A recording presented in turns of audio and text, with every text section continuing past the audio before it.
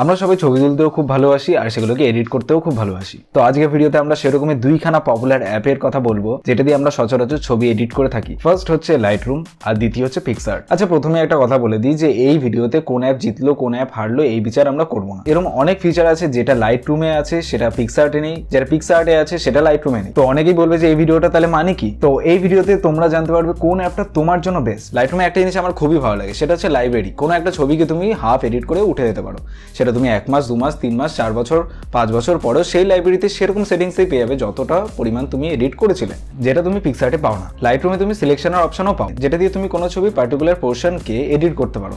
এখন তো লাইটরুমের মধ্যে এআইও চলে এসেছে, যেটা দিয়ে লাইটরুম অটোমেটিক্যালি কোনো ছবির মধ্যে সাবজেক্টকে সিলেক্ট করে নেয়। বা আরেকটা জিনিস হচ্ছে সিলেক্ট স্কাই, যেটা দিয়ে লাইটরুম অটোমেটিক্যালি ছবির মধ্যে স্কাইটাকে সিলেক্ট করে নেয় আর তুমি চাইলে সেই স্কাইটাকে আলাদাভাবে এডিটও করতে পারো। অসম, রাইট? হ্যাঁ, পিক্সআর্টের মধ্যে অনেক এআই এর অপশন আছে যেটা আমি লাস্টের দিকে বলবো। তো পিক্সআর্টে কি সিলেকশনের অপশন নেই? হ্যাঁ আছে, বাট ওটা লাইটরুমে থেকে অনেকটাই আলাদা। এবার কথা বলি কালার নিয়ে। লাইটরুমে তুমি ভীষণ ইজিলি যে কোনো একটা ছবির যে কোনো কালারকে তুমি ম্যানুয়ালি এডিট করতে পারো। হ্যাঁ, পিক্সআর্টেও পারো, বাট সেটা অতটা ইজি না আর আমি দেখেছি সেরকম একটা রেজাল্টও দেয়। তো এবার আমরা কথা বলি নি সব থেকে ইন্টারেস্টিং জিনিস, সেটা হচ্ছে প্রিসেট। লাইটরুমের জন্য প্রিসেট হাজার হাজার পরিমাণে ইন্টারনেটে পড়ে আছে, যেটা তুমি ম্যানুয়ালি ডাউনলোডও করতে পারো বা তুমি নিজে চাইলে নিজের মতনভাবে প্রিসেট তৈরিও করতে পারো, যেটা তুমি প্রতিটা ছবির মধ্যে ইউজ করতে পারবে। কিন্তু পিক্সআর্টের মধ্যে কোনো প্রিসেটের অপশন নেই যেটা তুমি ডাউনলোড করবে বা নিজের মতনভাবে বানাবে। কিন্তু সেরকমভাবে পিক্সআর্টের মধ্যে প্রচুর পরিমাণে স্টক ইমেজ, স্টক স্টিকার এবং এআই এর ফিচার আছে, যেটা দিয়ে তুমি চাইলে যে কোনো ছবির মধ্যে স্মাইল অ্যাড করতে পারো বা তোমার গালের পরিমাণ বাড়াতে পারো বা তুমি মোটা হলে তুমি রোগাও হতে পারো। এরকম অনেক এআই এর অপশন আছে যেটা তুমি পিক্সআর্টে পেয়ে যাও, বাট সেটা লাইটরুমে নেই।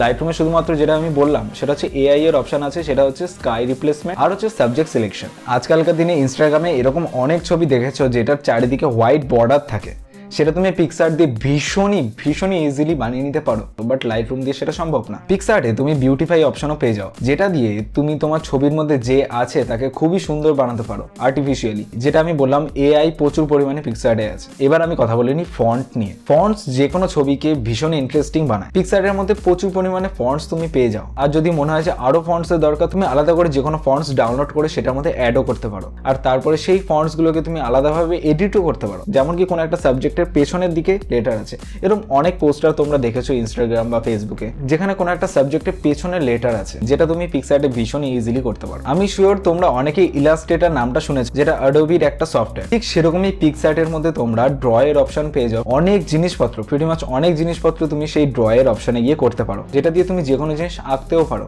হ্যাঁ, হয়তো ইলাস্ট্রেটরের মতন সেরকম একটা রেজাল্ট দেবে না, বাট অনেকটা তুমি করতে পারো, যেটা লাইটরুমে নেই। যেটা আমি ভিডিওর প্রথমেই বলেছি যে এই ভিডিওতে কেউ জিতবে হারবে না। বেসিক্যালি পিক্সআর্ট হচ্ছে যারা তাড়াতাড়ি করে এডিট করতে চায়, আর লাইটরুম হচ্ছে একটু প্রফেশনাল। আই হোপ তুমি বুঝে গেছো যে কোন অ্যাপটা তোমার জন্য বেস্ট। সমঝদার কো ইশারায় কাফি হ্যায়।